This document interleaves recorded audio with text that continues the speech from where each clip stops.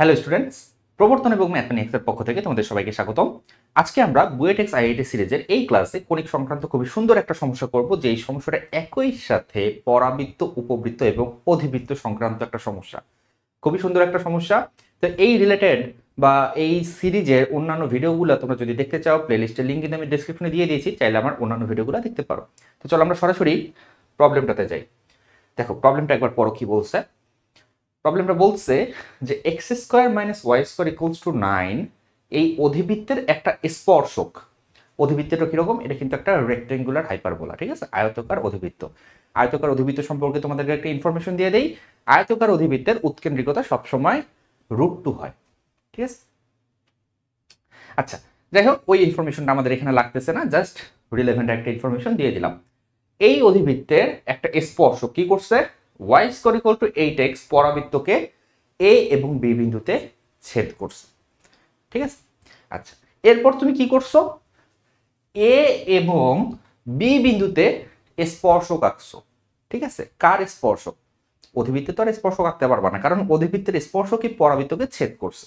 That means a এবং b বিন্দু হচ্ছে ওই স্পর্শকের সাথে পরাবৃত্তের ছেদবিন্দু, এবং এই ছেদবিন্দুতে পরাবৃত্তের স্পর্শক আঁকতে হবে। সো যদি তুমি স্পর্শক আঁকো, সেই স্পর্শক দুইটা হবে কি?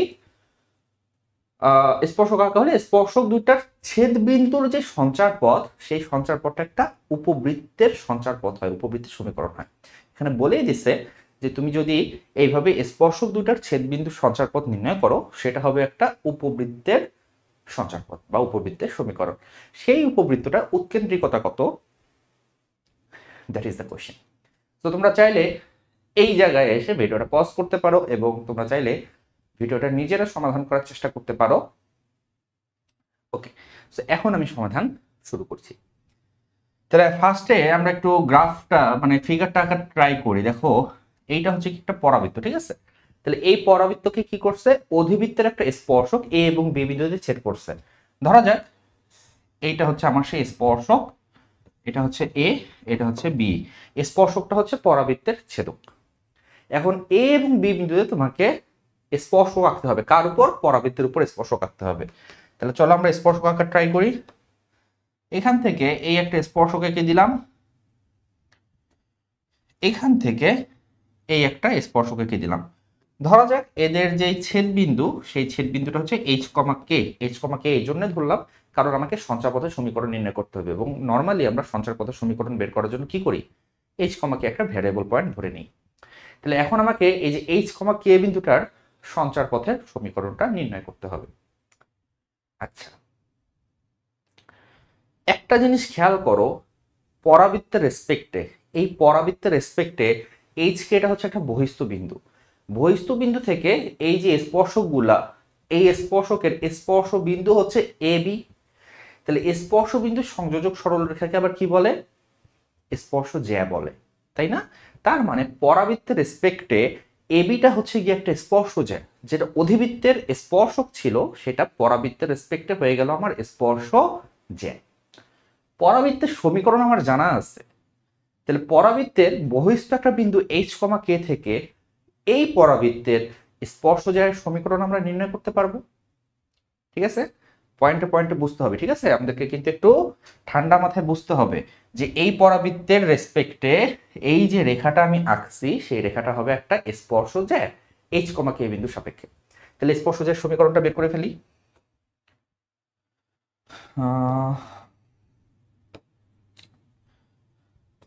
এ বি রেখাটি এইচ কমা কে বিন্দুর সাপেক্ষে একটি স্পর্শ জ্যা। আচ্ছা, যদি স্পর্শ জ্যা হয় তাহলে স্পর্শ জ্যায়ের সমীকরণ নির্ণয় সূত্র তোমরা হয়তো জানো, টি ইকুয়ালস টু কি? 0। টি ইকুয়ালস টু 0। সুতরাং এবি রেখার যে সমীকরণ, সেইটা হবে টি ইকুয়ালস টু 0। তোমাদেরকে আমি এখানে একটু রিলেভেন্ট ইনফরমেশন দিয়ে দেই। এই যে বিন্দুটা যদি পরাবৃত্তের উপরস্থ কোনো বিন্দু হতো, তাহলে টি ইকুয়াল টু 0 সমীকরণটা পরাবৃত্তের একটা স্পর্শককে নির্দেশ করত।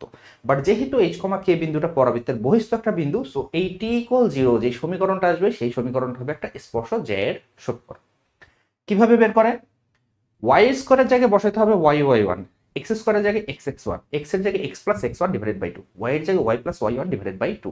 এতটুকু চেঞ্জ করলেই একটা সমীকরণ টি ইকুয়ালস টু 0 হয়ে যায়। ঠিক আছে, তাহলে আমরা এই কাজটা করি। আমরা ওয়াই স্কোয়ারের জায়গায় বসাবো কত? Y y one, y y one মানে হচ্ছে কি আমার k is equals to 8 into x plus x one which is h divided by two. আচ্ছা, সো হিসাব করলে আসতেছে k y equals to 4x plus 4h। তাহলে তুমি লিখতে পারো y সমান সমান 4 into x plus H divided by k. ঠিক আছে, এটা একটা সমীকরণ দিয়ে দাও, এটা হচ্ছে 1 নম্বর সমীকরণ। এখন খেয়াল করো, এই যে রেখাটা আমি পাইছি, এই রেখাটা কিন্তু অরিজিনালি ছিল আমার এই হাইপারবোলার একটা স্পর্শক, তাই না? তাহলে এই যে অধিবৃত্তের একটা স্পর্শক হচ্ছে এইটা, অধিবৃত্তের স্পর্শক ধরা যাক এইটা হচ্ছে আমার সেই অধিবৃত্তটা। ঠিক আছে, এইটা হচ্ছে আমার সেই অধিবৃত্ত x square minus Y square equals to 9। তাহলে অধিবৃত্তের স্পর্শকের সমীকরণকে আমরা চাইলে বের করতে পারি, অধিবৃত্তের স্পর্শকের সমীকরণকে আমরা চাইলে বের করতে পারি না, আমাদের কাছে সেরকম ইনফরমেশন নেই। বাট আমরা যে কাজটা করতে পারি, ওয়াই এর এই ভ্যালুটা নিয়ে যে এই সমীকরণে বসায় দিয়ে স্পর্শ বিন্দু নির্ণয়ের একটা চেষ্টা করতে পারি। ঠিক আছে, বা স্পর্শ বিন্দু বের না করে কিছু একটা করতে পারি, কারণ আমরা জানি যে এইখানে একটা পয়েন্ট আছে, যেই পয়েন্টটা কিন্তু অধিবৃত্ত এবং স্পর্শকের কমন পয়েন্ট। সো আমি চাইলে ওয়াই এর এই ভ্যালুটা এই সমীকরণে বসাইতে পারি। তো একটু বসাও। যদি বসাই তাহলে এক্স স্কোয়ার মাইনাস ওয়াই এর বদলে কি বসবে? y এর বদলে বসবে 4 into x plus H divided by 2। তো না, কি ছিল? কে ছিল, এখানে হবে K whole square equals to 9। এটাকে একটু সমাধান করো, এটাকে সমাধান করলে তোমার আসতেছে এক্স স্কোয়ার মাইনাস 4 স্কোয়ার মানে হচ্ছে কি 16 into x plus H whole square, that means X square plus 2xh plus H square divided by K square is equals to 9। আমি যদি কে স্কোয়ার দিয়ে মাল্টিপ্লাই করি, k square x square minus 16 x square plus plus হবে না minus হবে 2xh minus h square equals to 9 k square. উভয় পক্ষকে কে square দিয়ে মাল্টিপ্লাই করলাম, তাহলে এইটা আসতেছে একটা দ্বিঘাত সমীকরণ। K square minus 16 into x square minus 2h into x আর কত আসতেছে minus h square plus 9k square equals to 0, একটা দ্বিঘাত সমীকরণ। তোমরা যারা দ্বিঘাত সমীকরণ নির্ণয়ের দ্বিঘাত সমীকরণ নির্ণয় না, স্পর্শক নির্ণয়ের শর্তগুলা যারা একটু বের করা শিখছো, কিভাবে বের করে জানো? একটা রেখা, এই একটা রেখা, এই মনে করো একটা রেখা, এটা যদি একটা কার্ভের স্পর্শক হয়, তাহলে স্পর্শক হলে একটা স্পর্শ বিন্দু থাকে। তো আমরা নর্মালি করি কি, রেখার সমীকরণটা নিয়ে যে কণিকের সমীকরণে বসায় দেয় বা কার্ভের ইকুয়েশনে বসায় দেয়, বসায় দিলে একটা দ্বিঘাত সমীকরণ আসে। তাহলে সেই দ্বিঘাত সমীকরণটা জাস্ট লাইক দিস, এই দ্বিঘাত সমীকরণটা দুইটা মূল থাকা উচিত। দুইটা মূল কখন থাকবে? যখন ছেদক হবে তখন দুইটা মূল থাকবে। যেহেতু আমরা বলছি রেখাটা হচ্ছে কি এটার একটা স্পর্শক, সো একটা টাচিং পয়েন্ট থাকবে, একটা সিঙ্গেল পয়েন্টে টাচ করবে। একটা সিঙ্গেল পয়েন্টে টাচ করা মানে হচ্ছে এই দ্বিঘাত সমীকরণটার একটা মূল থাকা। একটা মূল থাকা মানে হচ্ছে এই দ্বিঘাত সমীকরণটার নিশ্চায়কের ভ্যালু বা ডিসক্রিমিনেন্টের ভ্যালু শূন্য হওয়া। এইটা হচ্ছে গিয়ে দুনিয়াতে যত স্পর্শক নির্ণয়ের শর্ত আছে সবগুলা শর্তের মাদার কন্ডিশন। মানে এই যে নিশ্চয়কটা শূন্য হবে, এই কন্ডিশনটা থেকেই যতগুলো স্পর্শক হওয়ার শর্ত তুমি এখন পর্যন্ত পড়ছো সবগুলো ডেরাইভ হয়ে আসে। তাহলে এইখানে আমরা অ্যাকচুয়ালি এই কাজটাই করতে যাব। যেহেতু এখানে আমাদের স্ট্যান্ডার্ড ইকুয়েশন না, সো স্ট্যান্ডার্ড কোনো শর্ত আমরা জানি না, স্ট্যান্ডার্ড কোনো কন্ডিশন আমরা জানি না, বাট আমরা একটা জিনিস জানি, মাদার কন্ডিশন যেটা সেটা আমরা জানি যে এই যে দ্বিঘাত সমীকরণটা সেটার স্পর্শক যদি এইটা হতে চায়, এইটা হতে চায়, তাহলে দ্বিঘাত সমীকরণের নিশ্চয়কের ভ্যালু হতে হবে শূন্য। ওকে, সো এইটার নিশ্চয়ক ডি ইকুয়ালস টু 0 ধরে সমাধান করো। ডি মানে হচ্ছে কি B square minus 4ac। B মানে কত? এইটা হচ্ছে কি B, so 4h square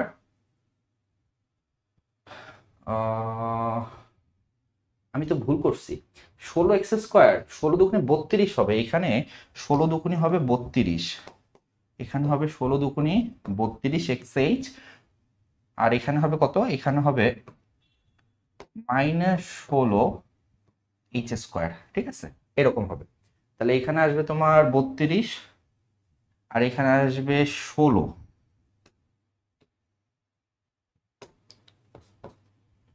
H square plus 9K square, জিনিসটা এরকম। ওকে, তো এখন তুমি বি স্কোয়ার মাইনাস 4AC বের করো, এটা হচ্ছে বি।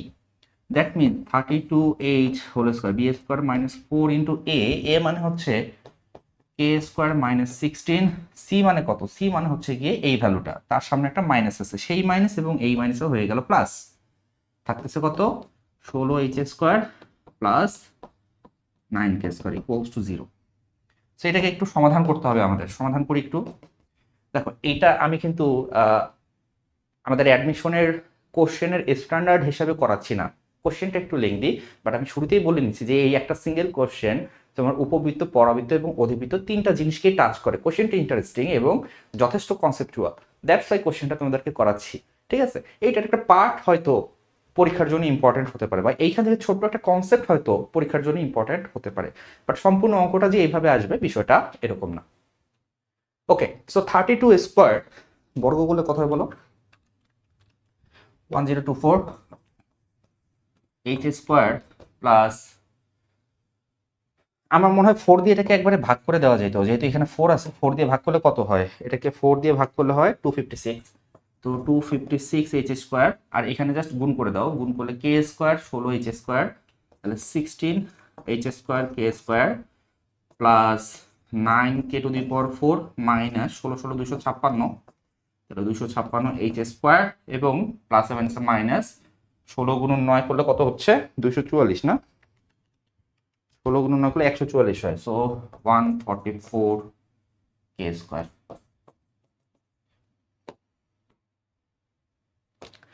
আচ্ছা, এখানে অনেক কিছু কাটাকাটিও করা যাচ্ছে, কাটাকাটি করা যাচ্ছে। আমি এইটার সাথে এই টার্মটা কেটে দিতে পারি, যদি কেটে দেই তাহলে কি থাকে দেখো, 16H square K square 9K to the power 4 144K square, K square দিয়ে আবার ভাগ যায়, সবগুলোর সাথে কে স্কোয়ার আছে এবং কে এর ভ্যালুটা ডেফিনেটলি শূন্য হবে না, সো তুমি কে স্কোয়ার দিয়ে ভাগ দিয়ে দিতে পারো।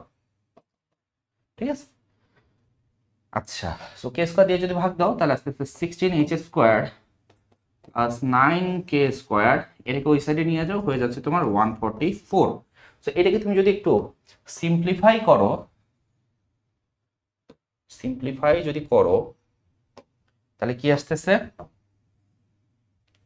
এটাকে সিম্পলিফাই করলে চলে আসতেছে H স্কোয়ার 144 দিয়ে ভাগ দিলে চলে আসতেছে 9 plus K square divided by 16 equals to 1। দেখো আমরা একটা হাইপারবোলা, সরি আমরা একটা এলিপস এক্সপেক্ট করতেছিলাম, আমরা প্রশ্নে বলছিলাম যে এইচ কমা কে বিন্দুটার যে সঞ্চারপথ, সেই সঞ্চারপথটা একটা কি হবে, এলিপস হবে, একটা উপবৃত্ত হবে।